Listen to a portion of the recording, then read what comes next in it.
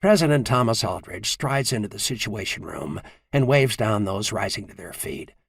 He pulls out his chair at the head of the table and sits.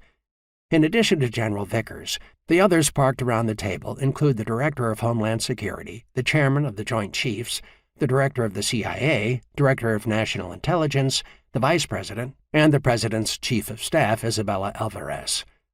All are members of the President's National Security Council, with the exception of Alvarez. In addition to the principals, deputies, and aides line the perimeter of the room. I want to know how the nation's most secure networks were infiltrated, and I want to know who's responsible. Aldridge turns his gaze on Vickers. Earl, how could they have hacked an array of supposedly closed systems? Sir, we're just beginning our investigation. The discovery of the infiltration only came to light when we received the message. It's unacceptable, but finding how and who is going to take some time. With your permission, sir, I'd like to video conference in 2 of our top computer experts. General, I don't care who you conference in, but I want some damn answers. Vickers nods to one of the technicians, and the large screen at the front of the room comes to life. On it are 2 people sitting side by side. Sir, on the screen are Zane Miller and Alex Reed, 2 of the best we have at Cyber Command and the NSA.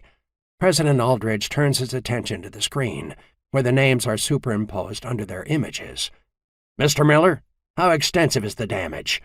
Sir, we're in the very early stages of the investigation, but I believe we should assume they have access to most everything on both the NSA and Department of Defense networks, Zane replies. Alex takes advantage of the momentary pause. This is not a pimple-faced teenager hanging out in his parents' basement. Whoever they are, they've most likely been in these computer systems for months, if not years.